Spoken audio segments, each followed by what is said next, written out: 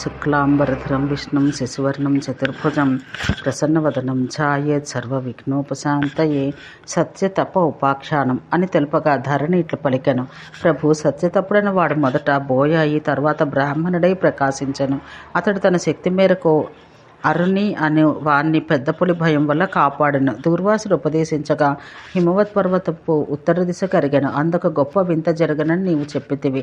అది ఎట్టిది? చాలా వేడుకగా ఉన్నది, నాకు దాన్ని చెప్పుము అని ప్రార్థించగా వరాహమూర్తి ధరణితో, ఆ సత్యతప్పుడు పూర్వం భృగువంశాన పుట్టిన బ్రాహ్మణుడు క్రూరుల సంసర్గం వల్ల బోయవాడగా పుట్టెను. అంత పెద్ద కాలానికి ఋషుల చెలిమి వల్ల మరలా బ్రాహ్మణుడయ్యను. దూర్వాసుని బోధ వల్ల మరింత ప్రకాశించను. హిమగిరి ఉత్తర పాదమున పుష్పభద్ర అను మంచి నది కలదు. దాని ఒడ్డున ఒక దివ్యశిల కలదు. దాని పేరు చిత్రశిల. అక్కడ భద్రమహావటమున ఒక గొప్ప మర్రి చెట్టు కలదు. అందా సత్యతప్పుడు తపస్సు చేయుచో మహాతాపసుడాయను. అతడు ఒకనాడు గొడ్డలితో సమిధలు కోయిచి ఎడమ చేతి చూపుడు వేలిని నరుక్కొనెను. తెగిన వేలి నుండి భస్మపొడి ఏర్పడినదట. రక్తం, మాంసం, కొవ్వు ఏదీ కానరాలేదు. అతడు లెక్క పెట్టక మరలా సమిధలు కొట్టుచుండెను. మరలా అట్లే భస్మం కారుచూ కనబడెను. వేలు అతుక్కను మునుపటి వలె అయ్యెను. ఆ భద్రవటమున గల ఒక కిన్నర మిథునం రాత్రి నిద్రించి ఉండెను. ఆ ఋషికి సంబంధించిన అద్భుతాన్ని చూసి తెల్లవారిని పిదప ఇంద్రలోకానికి వెళ్ళెను. అంత ఇంద్రునితో పాటు దేవతలందరూ, యక్షులు, గంధర్వులు, కిన్నరులు ఏదేని మునుపెన్నడూ జరగని మహాశ్చర్యం కలిగి నా చెప్పుడని అడిగిరి. అంత రుద్ర సరస్సు ఒడ్డున ఉండు ఈ కిన్నెర్ల జంట ఇట్లా పలికెను. హిమవత్ పర్వతాన పుష్పభద్ర నది ఒడ్డున మేము ఒక మహాశ్చర్యం చూచితమని వారు పలికి సత్యతపస్సుని వృత్తాంతం, చేతి నుండి భస్మం వెలికి వచ్చుట అన్నదాన్ని వివరించి చెప్పిరి. అది విని ఇంద్రుడు ఆశ్చర్యవంది విష్ణువుతో ఇట్లనెను. విష్ణు, రమ్ము, హిమవత్ పర్వతం వైపు వెళ్ళదము. అక్కడ ఒక మహాశ్చర్యం సంభవించిందట. కిన్నరుడు చెప్పెను అని ఇట్లు పలకగా విష్ణువు వరాహమయ్యను. ఇంద్రుడు వేటకాడై వారిద్దరూ ఆ ఋషి కడ కరిగిరి. విష్ణువు పంది రూపంతో ఋషి కంటపడి నిలిచెను. కనబడయో కనబడక మరల కనబడుచూ ఉండను. ఇంతలో ఇంద్రుడు విల్లు చేపట్టి వాడి బాణంను తాల్చి వచ్చి సత్యతపర్షితో ఇట్లనెను. మహాముని, దొడ్డ దొర, ఇచ్చట ఒక బలిసిన పెద్ద పందిని చూచితివా? దాన్ని నా వారి పోషణకై చంపెదనని పలకగా ధారణి ఆ ముని ఇట్లా తలపోసెను. ఇతనికి ఈ పందిని చూపినా దాన్ని వీడు చంపును. చూపకుందున ఆకలితో వీని కుటుంబం నిస్సంశయంగా నశించను.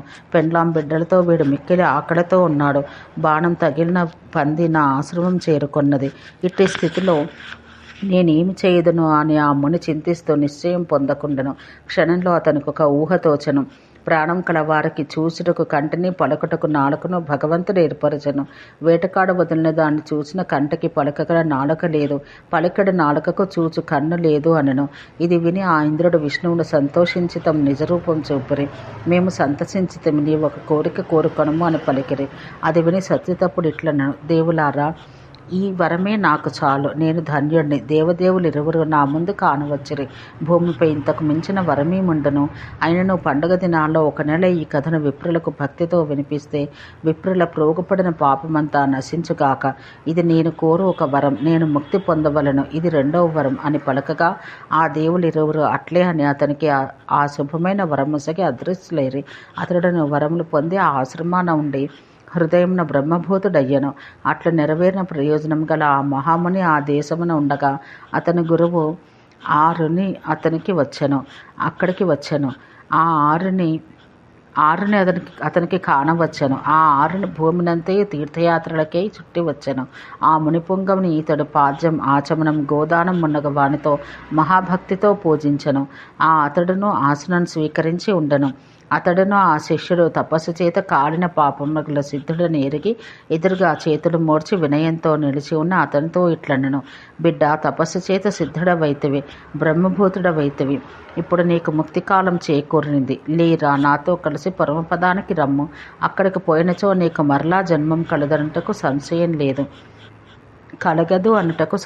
లేదు. ఇట్లు పలికిన పిమ్మట ఆ సిద్ధులిద్దరూ సత్యతపుడును ఆరుణ్యో నారాయణ దేవుని ధ్యానించి తమ దేహాలతో స్వర్గంన కరిగిరి. ఈ విస్తరమైన పర్వాధ్యాయంన ఒక్క 4వ భాగంనైనను చదువువాడు, వినిపించేవాడు గయ కరిగి పితృదేవతలను పూజించిన ఫలం పొందును అని తెలిపెను. ఓం శాంతి శాంతి శాంతి.